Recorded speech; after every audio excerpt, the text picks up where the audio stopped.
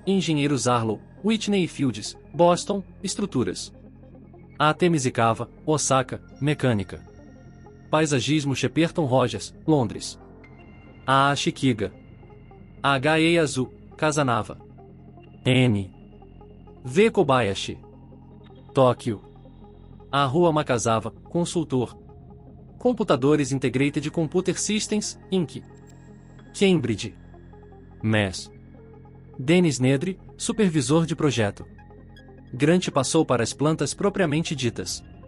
Ostentava um carimbo em segredos industriais, cópia proibida, e também em informações para uso industrial.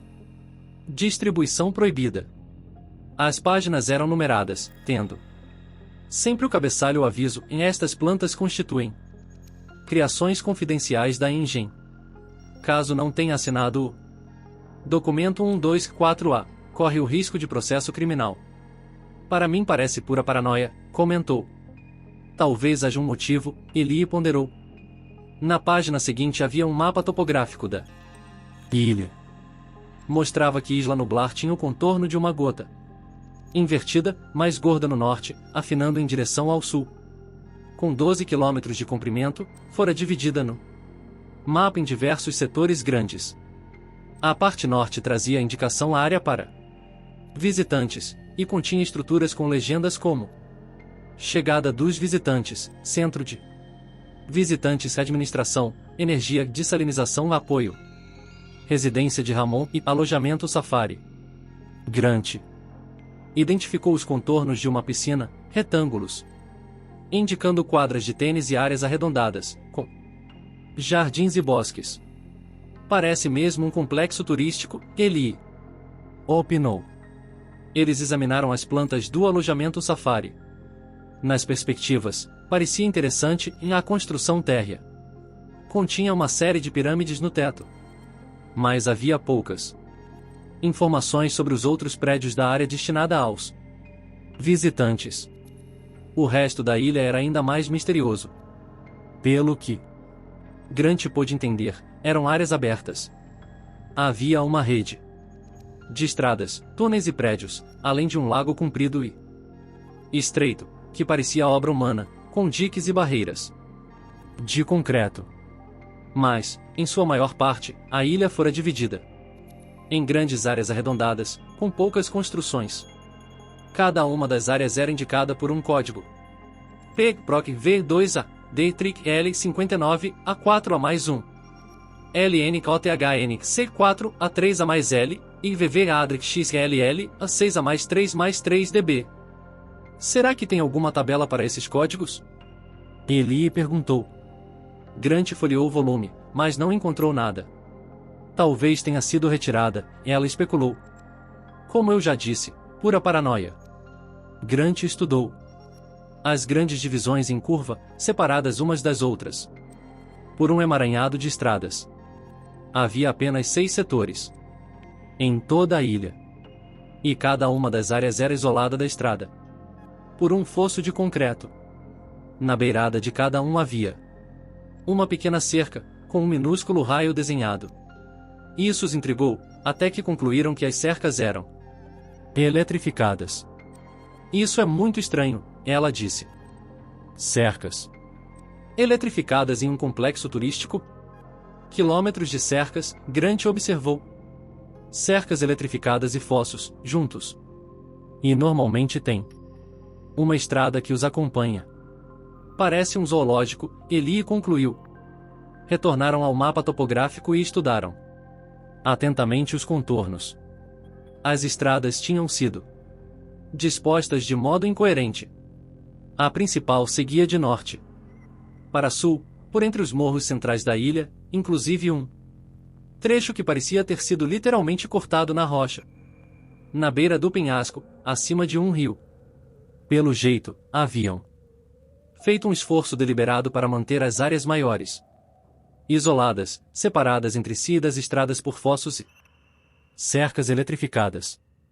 E as estradas eram altas, acima do solo, para que se pudesse olhar por cima das cercas. Sabe de uma coisa, Eli disse, essas obras são enormes. Olhe só. Esse fosso de concreto tem 10 metros de largura. Parece uma fortificação militar. O mesmo vale para as construções. Grant reparou que cada uma das divisões maiores possuía na parte interna algumas edificações, normalmente localizadas em cantos protegidos. Mas os prédios eram todos de concreto, com paredes grossas. Os cortes laterais mostravam bunkers com janelas pequenas, como os que os nazistas usavam nos antigos filmes de guerra. Naquele momento, ouviram uma explosão abafada, e Grant deixou os papéis de lado. Vamos voltar ao trabalho. Fogo. Houve uma ligeira vibração e linhas amarelas apareceram na tela do computador. Agora a resolução estava perfeita, e Alan Grant pôde olhar o esqueleto, bem definido, o longo pescoço arqueado para trás. Sem dúvida nenhuma era um filhote de Velociraptor, e parecia perfeito. A tela ficou vazia. Odeio computadores, Grant reclamou, olhando para o sol. O que foi agora? Defeito no cabo do transformador, um dos assistentes explicou.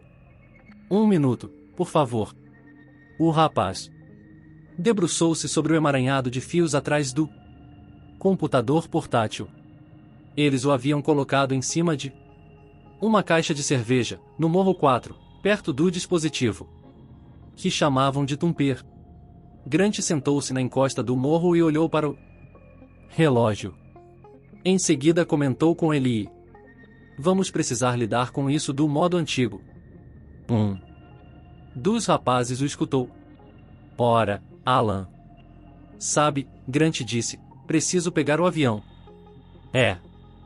Quero deixar o fóssil protegido antes de minha partida. Quando se começava a expor um fóssil, era preciso ir até o fim, ou se arriscar a perdê-lo. Os visitantes imaginavam que a paisagem nas terras áridas era imutável. Mas na verdade esta sofria erosão constante. Durante todo o dia escutavam o barulho das pedras rolando nas encostas. E sempre havia o risco de uma tempestade. Mesmo uma pancada rápida destruiria um fóssil delicado. Sendo assim, o esqueleto parcialmente exposto por Grant corria perigo e precisava ser protegido até sua volta. Proteger um fóssil habitualmente significava jogar um encerado em cima do sítio e cavar uma vala no perímetro, para evitar as enxurradas. O problema era saber o tamanho da vala necessária para proteger o fóssil de Velociraptor. Até agora, com os outros fósseis, vinham utilizando tomografia sônica auxiliada por computador, ou TSC. Tratava-se de um procedimento novo, no qual o Tumper detonava um projétil de chumbo no solo, provocando ondas de choque que eram lidas pelo computador. Este produzia uma espécie de raio-x da encosta do morro. Tinham lançado mão desse recurso durante todo o verão, com resultados variáveis. O Tumper estava a 7 metros deles, uma caixa prateada grande, com rodas e um guarda-sol por cima. Parecia um carrinho de sorvete, parado contraditoriamente no deserto. 2 jovens assistentes recarregavam o Tumper com mais um projétil de chumbo.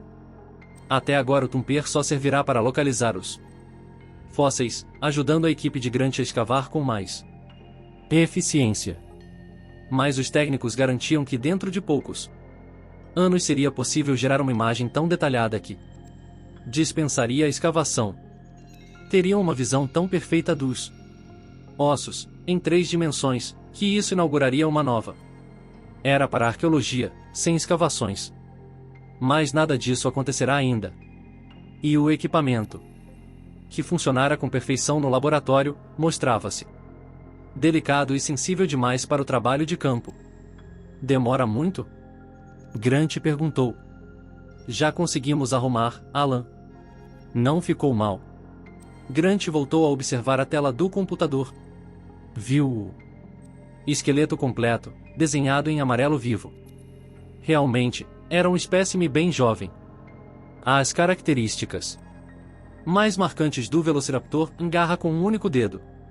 Que no animal adulto era curva, com 15 centímetros de comprimento, poderia rasgar a carne de sua presa. No caso do filhote, ainda não passava do tamanho de um espinho de roseira. Mal se podia vê-la na tela. E o Velociraptor era um dinossauro leve, de qualquer modo, com ossos finos como os de uma galinha, e presumidamente tão inteligente quanto essa ave.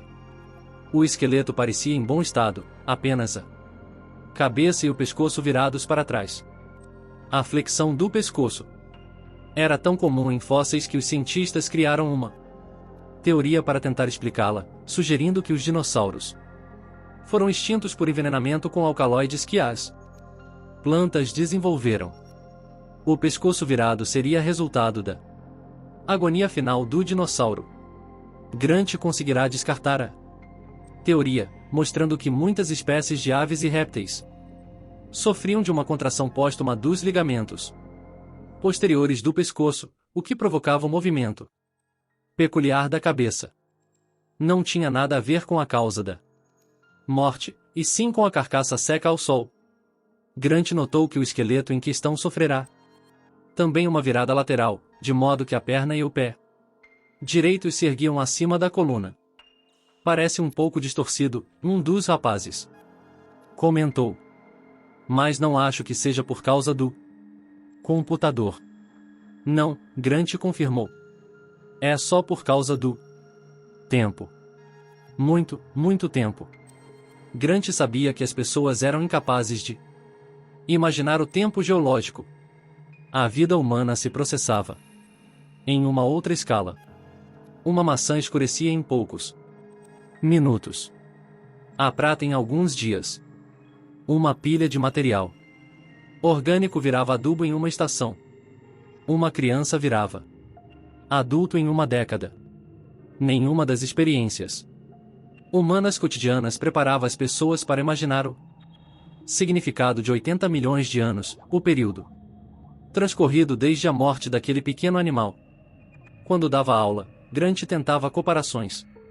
Se imaginassem que o período médio de vida de um ser humano, 60 anos, fosse comprimido em um dia, então 80 milhões de anos valeriam 3.652 anos, uma idade superior à das pirâmides.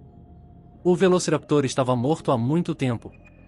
Não parece muito ameaçador, falou outro dos rapazes.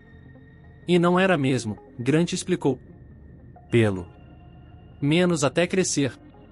Provavelmente o filhote se alimentava de animais mortos, dos restos deixados pelos adultos, depois do banquete dos animais maiores, quando estes ficavam descansando ao sol. Os carnívoros podiam comer até 25% de seu peso corporal em uma única refeição, o que os deixava sonolentos em seguida. Os filhotes passariam por cima dos corpos largados dos adultos, indulgentes, para mordiscar a carcaça do animal morto. Provavelmente eram até graciosos. Mas um Velociraptor adulto mostrava-se bem diferente. Respeitadas as proporções, apresentará-se como o dinossauro mais feroz que existira.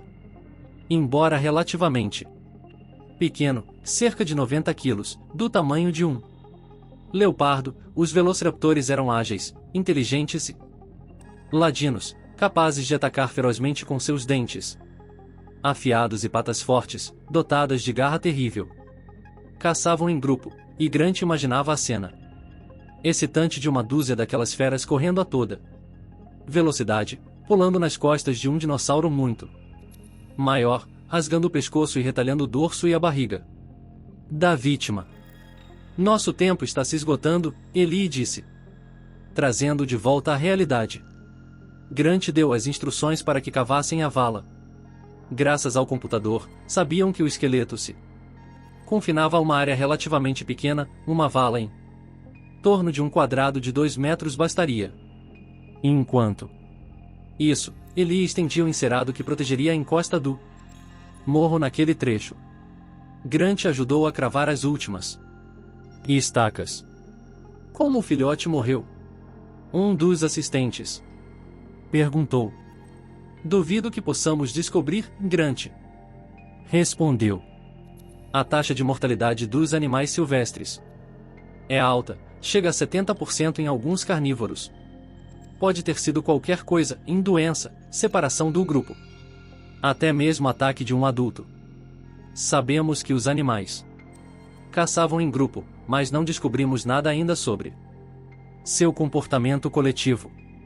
Os estudantes balançaram a cabeça, concordando. Haviam estudado o comportamento animal, e sabiam, por exemplo, que um novo macho, ao assumir o controle de um bando de leões, matava imediatamente as crias. O motivo era aparentemente genético, o macho procurava disseminar seus genes, o máximo possível, e ao matar as crias, provocava o cio nas fêmeas, podendo engravidá-las. Também impedia que as fêmeas desperdiçassem seu tempo cuidando dos filhotes de outro macho. Talvez o bando de velociraptores caçadores também fosse comandado por um macho dominante. Sabiam tão pouco sobre os dinossauros, Grant pensou. Depois de 150 anos de pesquisas e escavações, ainda desconheciam os hábitos desses animais. Precisamos ir, Eli insistiu. Se quisermos chegar a Chotial às 5 horas. É isso, guerreiros e guerreiras. Espero que tenham curtido o vídeo tanto quanto eu curti trazê-lo para vocês. Agradeço de coração por terem assistido até o final. Se ainda não fazem parte da nossa comunidade, não se esqueçam de se inscrever no canal Samurai Novel para não perderem nenhum conteúdo épico que está por vir. E claro, a força do nosso clã cresce com a união de cada um de vocês. Compartilhem nossos vídeos com seus amigos, para que mais pessoas possam se juntar a essa jornada incrível. Juntos, somos mais fortes. Até o próximo vídeo, guerreiros. Continuem trilhando o caminho dos samurais e espalhando a energia positiva. Arigato.